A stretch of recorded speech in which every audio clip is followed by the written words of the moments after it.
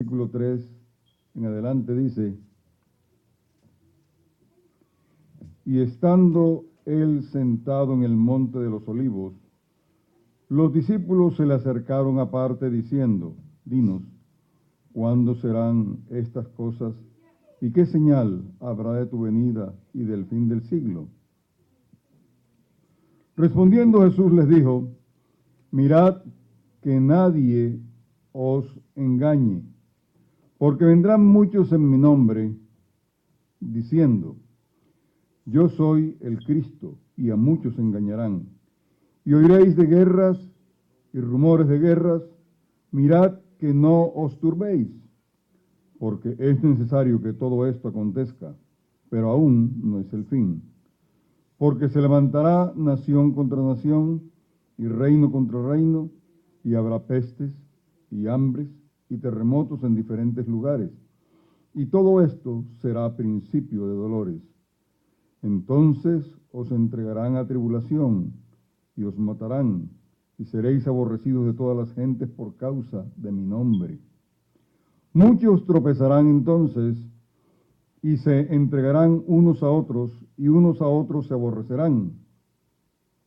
Y muchos falsos profetas se levantarán y engañarán a muchos. Y por haberse multiplicado la maldad, el amor de muchos se enfriará. Mas el que persevere hasta el fin, éste será salvo. Y será predicado este evangelio del reino en todo el mundo, para testimonio a todas las naciones. Y entonces vendrá el fin. Por tanto, cuando veáis en el lugar santo la abominación desoladora de que habló el profeta Daniel, el que lee entienda. Entonces los que estén en Judea huyan a los montes.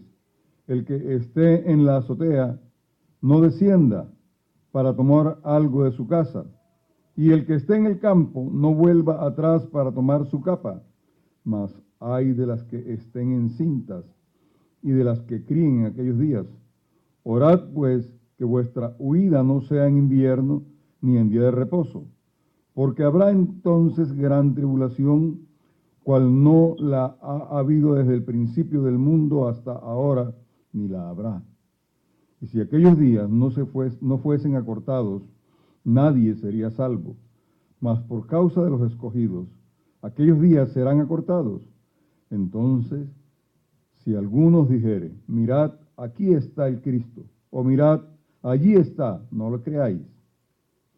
Porque se levantarán falsos cristos y falsos profetas, y harán grandes señales y prodigios, de tal manera que engañarán, si fuere posible, aún a los escogidos. Ya os lo he dicho antes.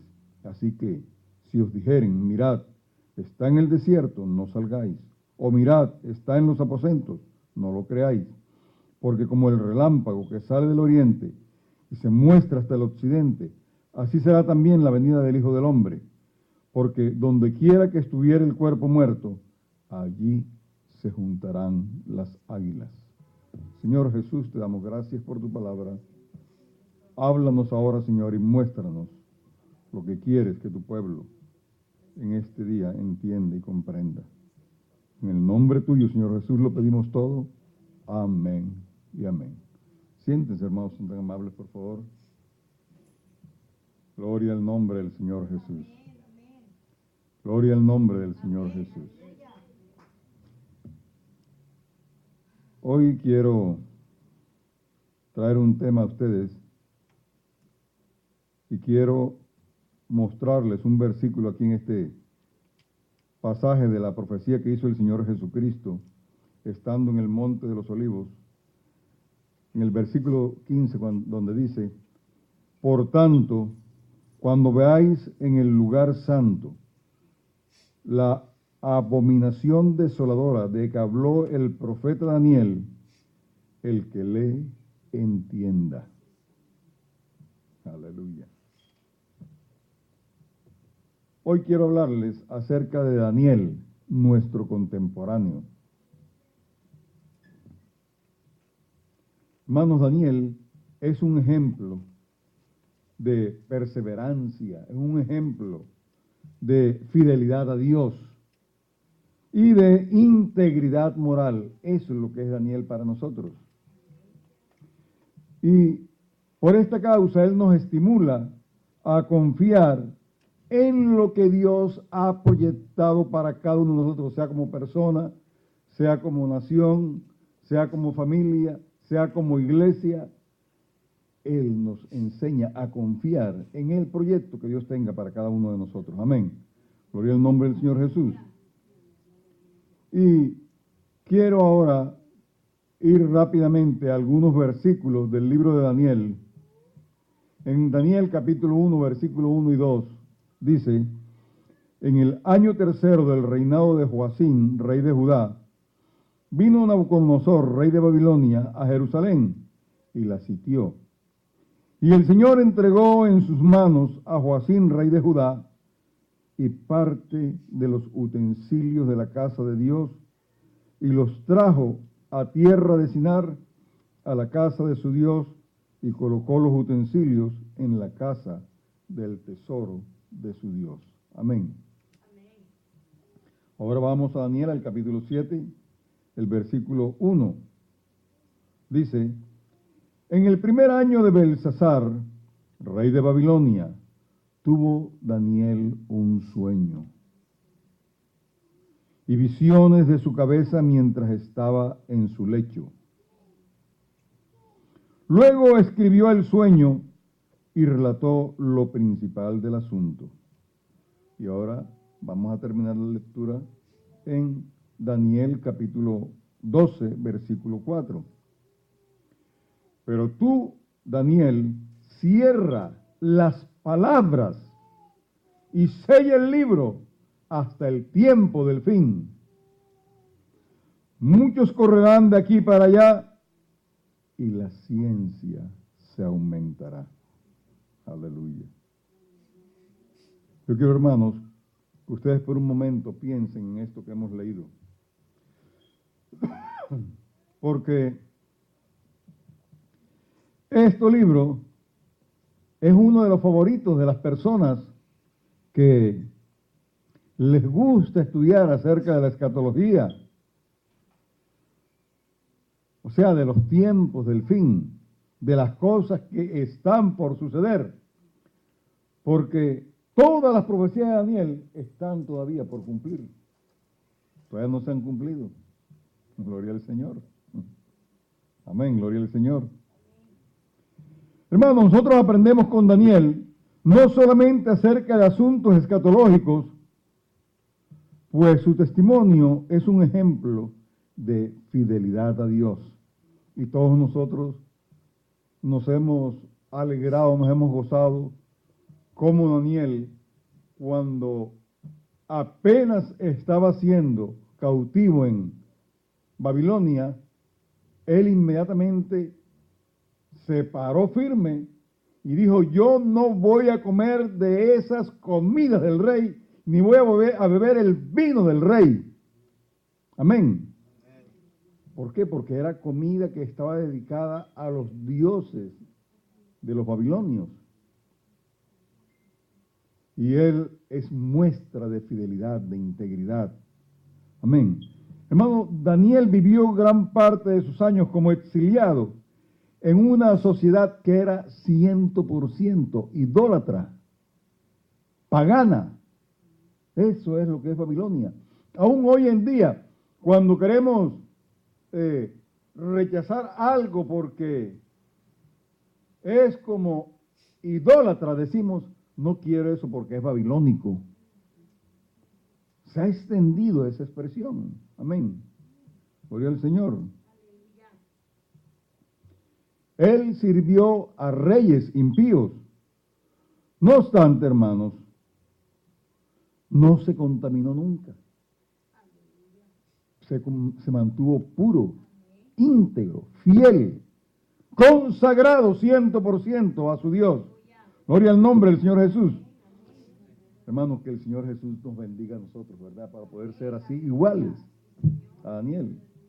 Para poder ser tal como Daniel fue. Ojalá que nuestros jóvenes aprendan del ejemplo de Daniel, porque él era un joven cuando él se enfrentó a esta dificultad, a este problema. Ojalá que nuestros jóvenes aprendan ese ejemplo de fidelidad, de integridad, de pureza, de santidad. Gloria al Señor. Yo quiero, hermanos, que ustedes puedan también, los adultos, entender lo que queremos proclamar en este instante. Dada la importancia de este libro, lo estudiaremos bajo perspectivas de la escatología bíblica, que indiscutiblemente Daniel es un profeta bíblico, gloria al Señor,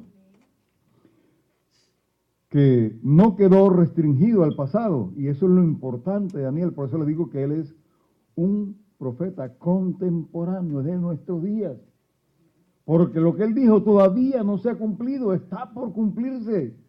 O sea que él sigue siendo actual para nosotros, sigue estando vigente para nosotros.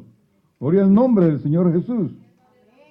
Entonces, ahora, mire, este hombre, Daniel, es mencionado por el Señor Jesucristo en el pasaje que escogí para empezar en esta noche, en el Evangelio de San Mateo, en el capítulo 24. Y aquí, en este discurso del Señor Jesucristo, profético, allí el maestro de Nazaret cita al profeta Daniel en el versículo 5:15, que ya les leí y les hice énfasis. Mientras que las profecías del Señor Jesús nos remiten al contexto de Israel, las evidencias proféticas descritas en Mateo 24 no se aplican solamente a la historia del pueblo judío, sino igualmente a todas las etapas de la historia humana, como se describe también en el libro de Daniel. Hermanos, yo quiero llevarles a ustedes por un momentito en la historia del pueblo de Israel.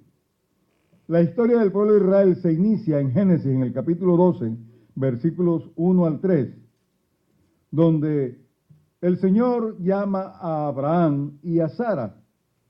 O sea, llama a Abraham y al irse él, tiene que irse la esposa también. Y allí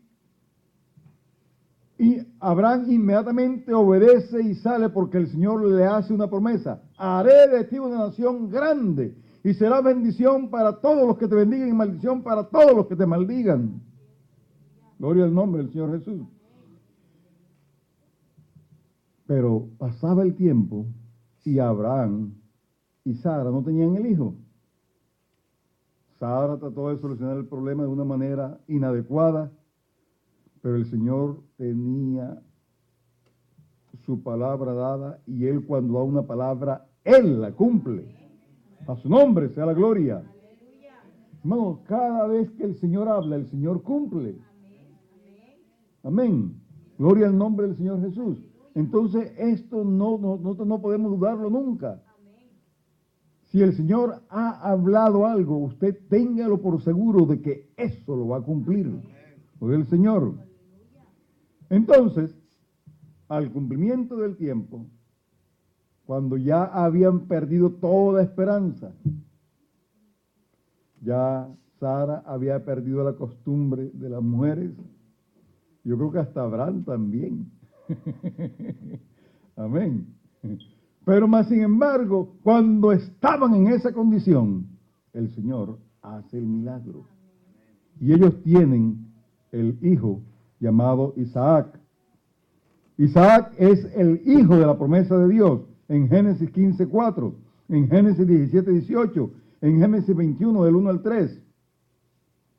Isaac, por su parte, engendró dos hijos, Esaú y Jacob. Ustedes saben que estos muchachos estaban peleando desde el comienzo, desde cuando estaban en el vientre. Es más, cuando salió Esaú, Jacob lo llevaba agarrado del talón, del pie. Ahí lo llevaba agarrado. Y después salió él. Hermanos, pero esta historia no se centra solamente en esto, sino que Esaú, porque no le dio importancia a las cosas espirituales, no le dio importancia a todas las promesas que Dios tenía para los primogénitos. Entonces, no creyó en la palabra de Dios con respecto a promesas que eran exclusivas y bendiciones que eran 100% para él. Entonces rechazó todas estas promesas, despreció todas estas bendiciones y por un simple plato de lentejas se las vendió a su hermano Jacob. Y después, con tretas, ayudado por la mamá, entonces Jacob se apodera no solamente de la primogenitura, sino también de la bendición. Gloria al Señor. Esto hizo que Jacob tuviera que salir huyendo. Pero todo esto estaba en los planes de Dios. Dice que dice la mamá de él, de Jacob, no me vayas a dar el mismo sufrimiento que me ha dado tu hermano Esaú al casarse con una de estas mujeres de estas regiones. Entonces lo manda para que escoja una esposa entre la familia de él, de ella, gloria al Señor, o sea, perteneciente a su mismo pueblo. Y así llega él allá donde el tío, allá tiene 12 hijos y una hija, y el clan creció y se multiplicó posteriormente, hermano, de tal manera que en una de esas altibajos de la vida tuvieron que trasladarse a Egipto. ¿Por qué? Porque ya tenían a un hijo allá. No que él había emigrado, sino que había sido llevado cautivo como esclavo. No que él se había ido buscando mejores posibilidades de vida, sino que había llegado, pero había llegado esclavo. Había llegado cautivo. Había llegado porque había sido vendido y por sus propios hermanos. Amén. Gloria al Señor. Allí la familia de Jacob aumentó en número, se hizo extremadamente numerosa y al mismo tiempo, pues, esto llenó de temor al nuevo al nuevo faraón de Egipto, que ya no conocía ni quién era José, ni de qué era lo que había hecho José, pero sí conocía y sí veía a ese pueblo que cada día se hacía más grande y más fuerte. Entonces él dijo, a este pueblo tenemos que acabarlo, a este pueblo tenemos que disminuirlo, a este pueblo tenemos que diezmarlo a como dé lugar. Y dio la orden de que se mataran a todos los recién nacidos que fueran varones. Por esa intervención poderosa de nuestro Dios, cuando nace Moisés, la mamá lo mira que era un niño hermoso. ¿Y por qué era hermoso? No lo mató. Si hubiera sido un muchacho feo, dice, este feo más, llévenlo para allá, que nos ahoguen. Pero no, era un niño hermoso.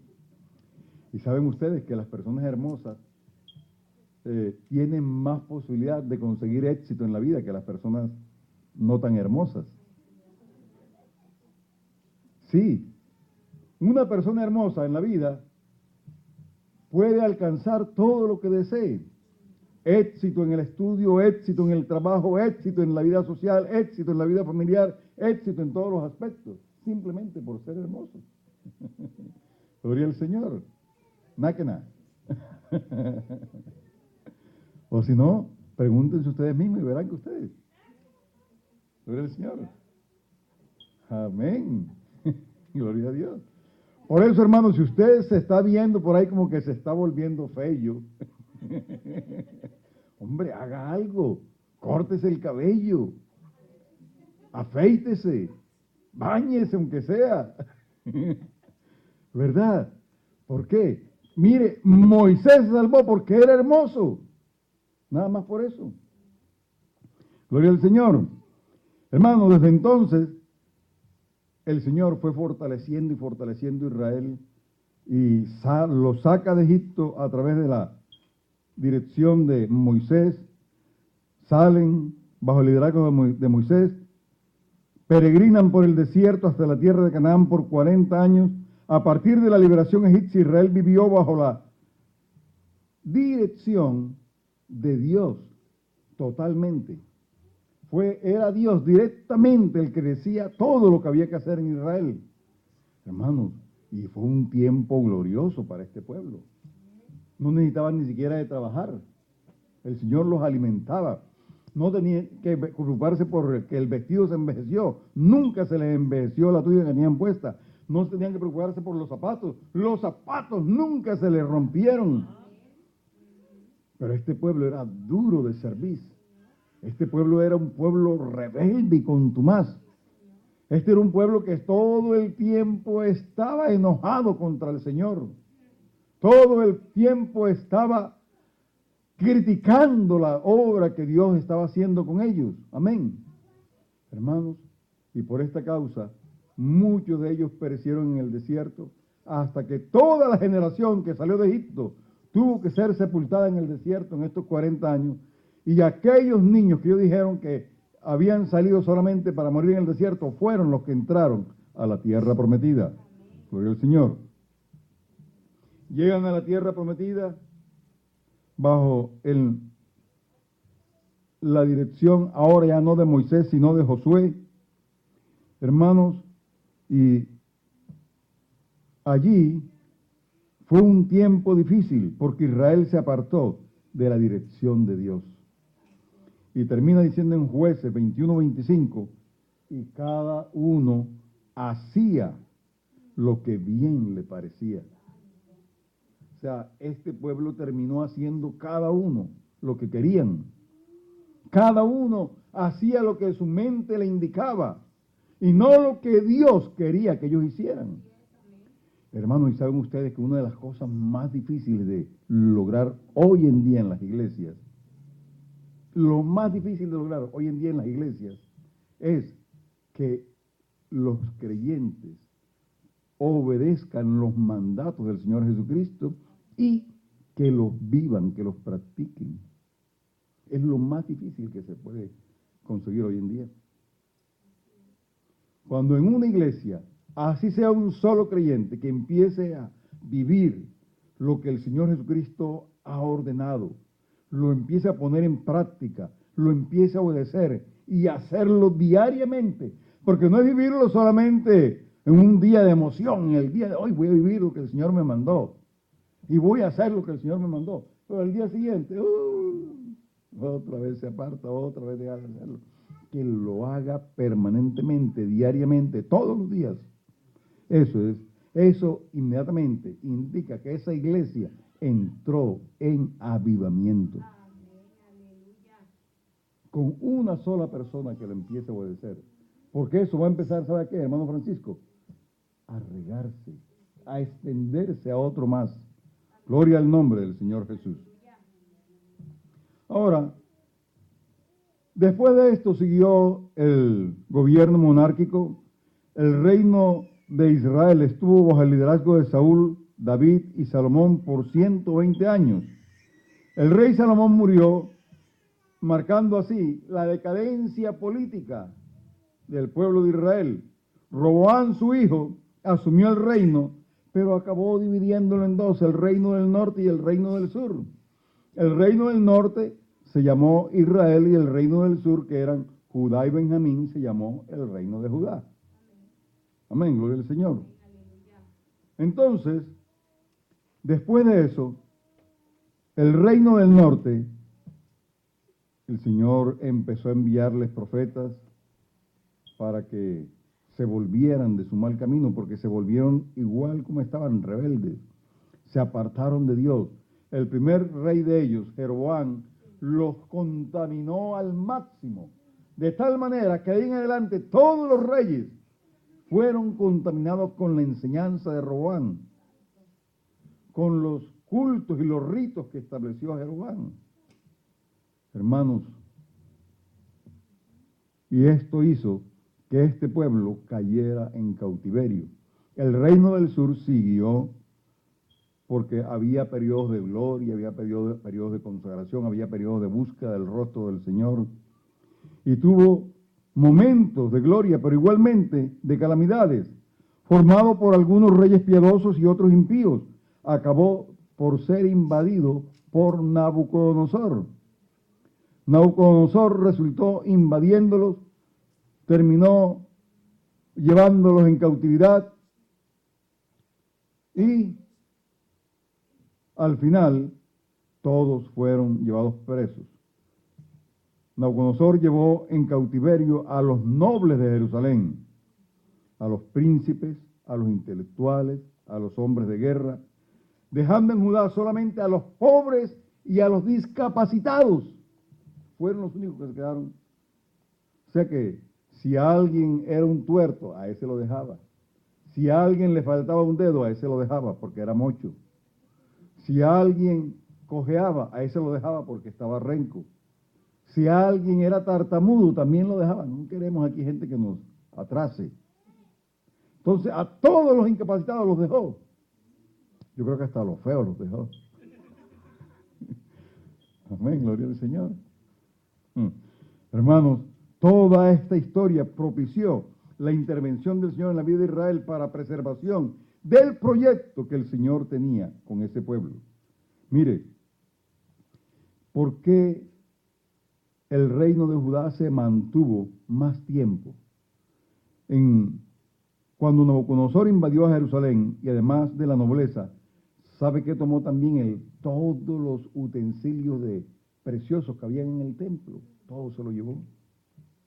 Se llevó oro, plata, piedras preciosas.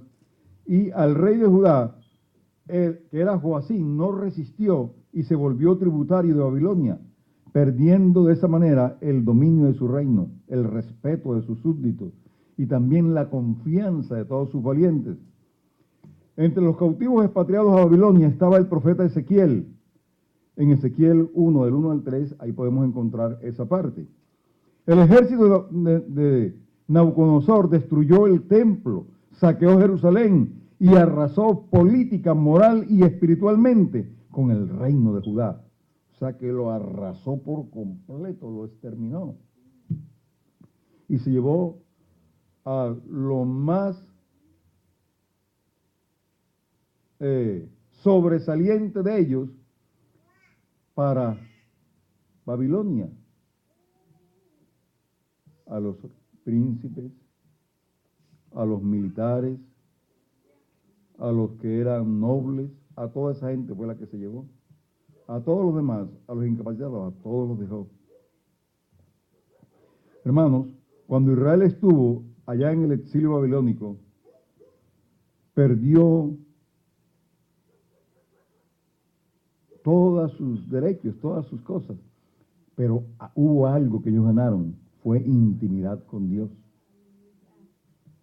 Todo lo contrario del reinado del norte, porque el reino del norte se contaminó con los dioses de los pueblos a los cuales lo llevaron. El reino del sur se mantuvo, porque había hombres allí que no se dejaban contaminar, que no permitieron que eso se metiera en ellos. Gloria al Señor. Hermano, es que si usted tiene una buena base, un buen fundamento, usted no importa lo que el diablo y el mundo y la carne le manden a usted, usted va a rechazar todo eso. Usted no se va a dejar contaminar por lo que están diciendo en la escuela o por lo que están haciendo sus compañeros o compañeras de estudio. No se va a dejar contaminar por lo que está viendo en televisión o lo que está viendo en las redes sociales, no, de ninguna manera. Gloria al Señor. Gloria al Señor.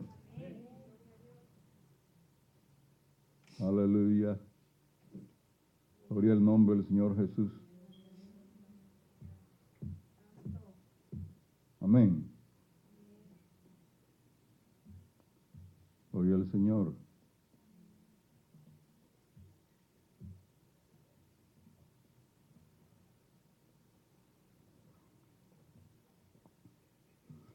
Hermanos, a partir de este panorama histórico es que nosotros podemos comprender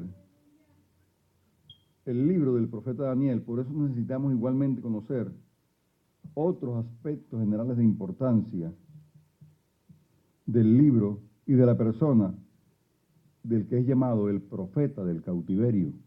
Amén. Gloria al Señor. Daniel es el autor de este libro. Este libro no lo escribió nadie más, sino él mismo. Hay poca información histórica sobre la familia de Daniel, excepto de que era del linaje real de Israel, como dice en Daniel 1:3. Fue llevado a Babilonia siendo aún muy joven. Daniel se destacaba como un judío inteligente y bien instruido. Él poseía firmes convicciones en el Dios de Israel, y era contemporáneo de dos importantes profetas de la nación israelita, que eran Jeremías y Ezequiel. Ciertamente estos profetas dejaron sus ejemplos como legados para la vida del joven Daniel. Ezequiel había sido llevado a Babilonia, como dice en Ezequiel 43, versículos 6 y 7.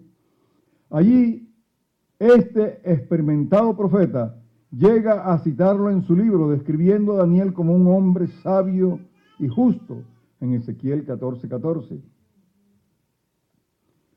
Este libro de Daniel, hermanos, es importante para nosotros hoy en día. No es un libro que haya perdido vigencia, es un libro que sigue estando vigente para nosotros hoy en día. Posee dos tipos de contenidos, un contenido que es histórico y otro contenido que es profético.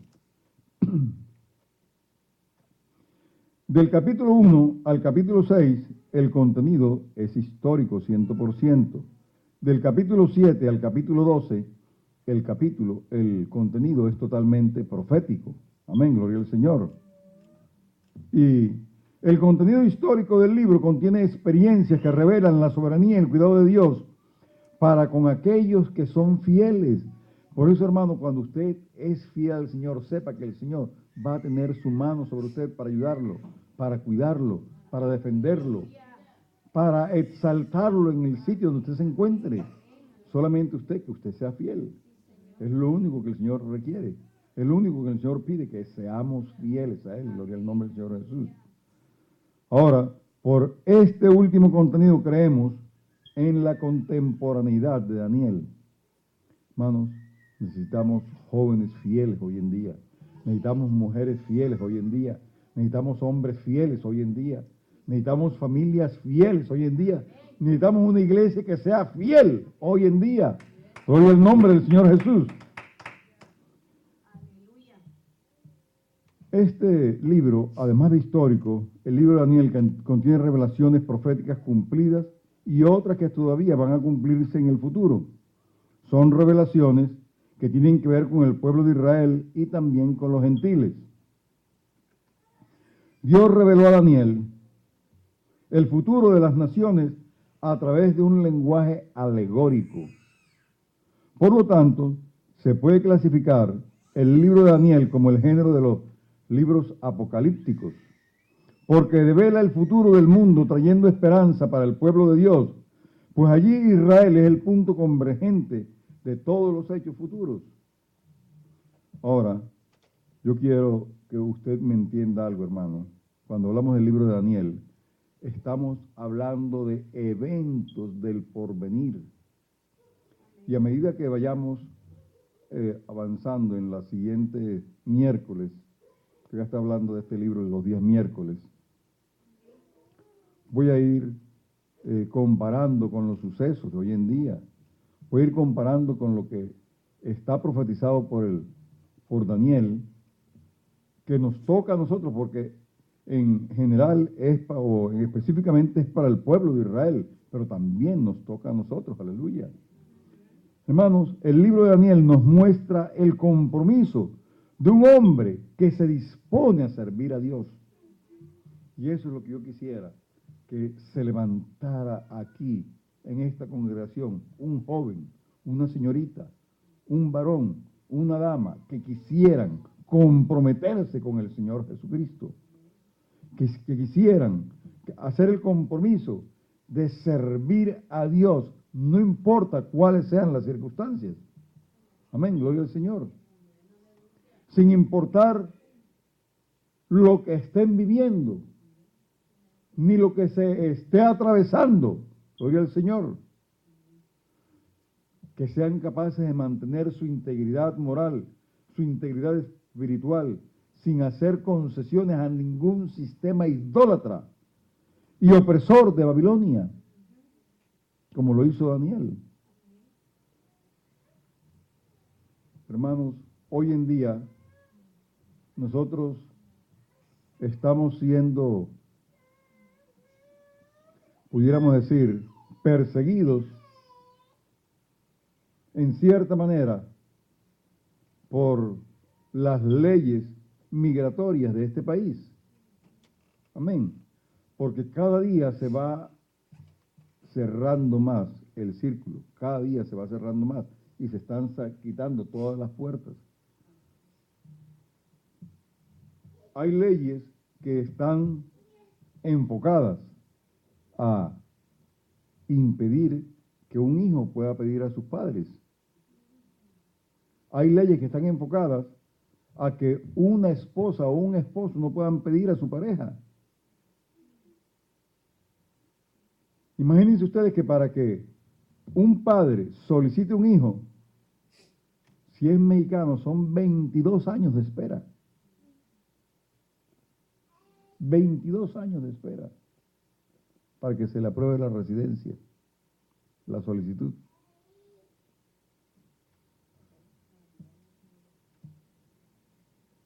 Y todo, hermano, apunta ¿hacia dónde? Hacia los más débiles, hacia los más vulnerables, hacia los que más son susceptibles de ser perseguidos. Entonces, esto hace que las personas hagan trampa, traten de vivir una vida que no es la real, que es ficticia, que es un engaño. ¿Y esto qué es lo que es? Simplemente pecado. ¿Esto cómo se llama? Mentira. Y la mentira, toda mentira es pecado. Amén. Hermanos, por eso nosotros tenemos que cuidarnos. Mire, si usted maneja, maneje con cuidado. Si usted tiene necesidad de ir a un médico, vaya con la verdad. No empiece a decir mentiras. No empiece a decir una cosa y otra, no. Diga la verdad siempre.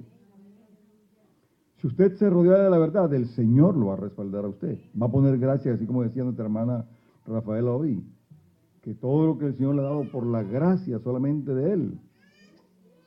Eso no es por mentira, sino es porque el Señor ha tenido misericordia, ha tenido gracia. Amén. Gloria al nombre del Señor Jesús. Hermano, aprendamos a comportarnos y a vivir de esa manera. Solamente cuando hagamos esto, vamos a ser victoriosos. Gloria al nombre del Señor Jesús. Aprendemos igualmente en la historia de Daniel que la historia humana no es casual, sino que es dirigida por Dios. Y que nuestro Dios es el que es soberano. Y si el Señor está permitiendo para nosotros hoy en día todo esto, es porque Él lo ha querido así. Entonces, hermanos, vamos a aceptar simplemente la voluntad de nuestro Dios. Lo que el Señor quiera hacer con cada uno de nosotros, gloria a Dios. Lo que el Señor esté dispuesto a hacer, que lo haga. Gloria al Señor. Entonces, si nosotros aceptamos que el Señor es el que tiene en su mano los destinos nuestros, los destinos de la iglesia, los destinos de todo este mundo, entonces, hermanos, esto va a hacer que todas las cosas contribuyan para el bien de los que aman al Señor, porque eso es lo que dice su palabra. Todas las cosas ayudan a bien a los que le aman. Amén. Gloria al nombre del Señor Jesús. Hermano, en este estudio vamos a estar mirando el libro de Daniel y vamos a estar enfatizando más acerca de esto, de la soberanía de Dios sobre nosotros. Y vamos a estar mirando los pactos que Dios hizo con el pueblo del Antiguo Testamento, porque nuestro Dios es un Dios de pactos. Gloria al Señor. Y vamos a mirar la certeza de que el juicio de su cautiverio entre las naciones gentiles de este pueblo de Israel no iba a ser permanente, sino que tenía un periodo específico, eran 70 años. Y el Señor dijo la profecía a través de Jeremías, pero después a Daniel se la reveló cuando ya iban a terminar. Y le reveló no solamente lo del pueblo, sino para hasta los últimos días, lo dice el Señor.